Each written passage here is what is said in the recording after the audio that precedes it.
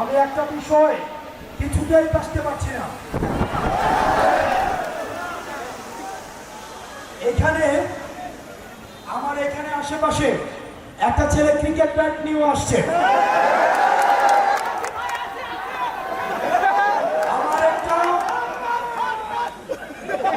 আমার একটা কোচিং সেন্টারও আছে এই পাশে, ওখান থেকে স্টুডেন্টরাও এখানে আসছে।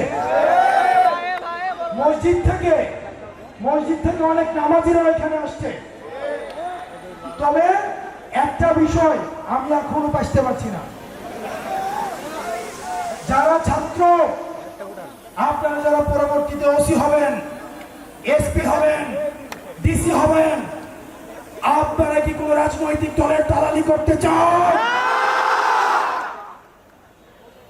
এই অভ্যুত্থানে যারা দাড়ি পাকাওয়ালা মানুষ কয়জন রক্ত দিয়েছে, আর যারা ছাত্র তরুণ তারা কয়জন রক্ত দিয়েছে? যারা সংস্কার কার্যক্রম বন্ধ করতে চান, আপনাদের তরুণদের সাথে বসতে হবে, তাদেরকে জিজ্ঞেস করতে হবে যে তারা দাবেদারি করতে চায় কিনা। এই তরুণ সমাজ আর দালালি করতে চায় না, এই তরুণ সমাজ আর দালালি করতে চায় না, এই তরুণ সমাজ দাবেদার হতে চায় না, এই তরুণ সমাজ আর স্বৈরাচার হতে চায় না। সুতরাং যারা সংস্কারের বিরুদ্ধে অবস্থান নিয়েছেন, আপনারা জেনে রাখুন আপনারা এই তরুণ সমাজের বিরুদ্ধে অবস্থান নিয়েছেন, এই জাতির বিরুদ্ধে অবস্থান নিয়েছেন।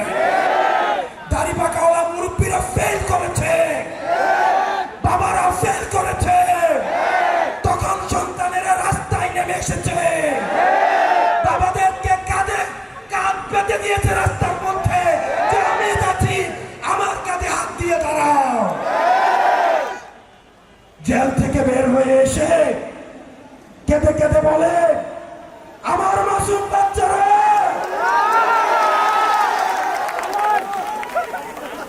আমরা কি জানি না গত 16 বছর আপনাদের ব্যাংক কেমনে ছিল, আপনাদের ব্যবসা কেমনে ছিল, আমরা সব জানি। কারে ভয় দেখান, আরে কারে ভয় দেখান? আমাদের হারানোর কিছুই নাই, আমাদের ব্যাংক নাই, আমাদের লুটপাটের ব্যাংক নাই যেটা আমরা হারাবো। আমাদের শুধু আছে ভালোবাসা মানুষের, আমরা সেটার জন্য রাস্তায় এসে আবার আমরা জীবন দিব।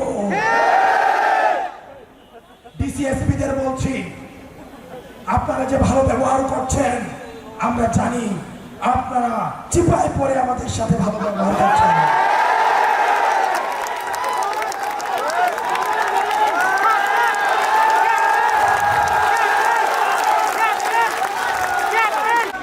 যদি হাসিনার পতন না হতো তখন এই ডিসিএসপিরাই গণভবনে প্রমোশনের জন্য লাইন ধরতো।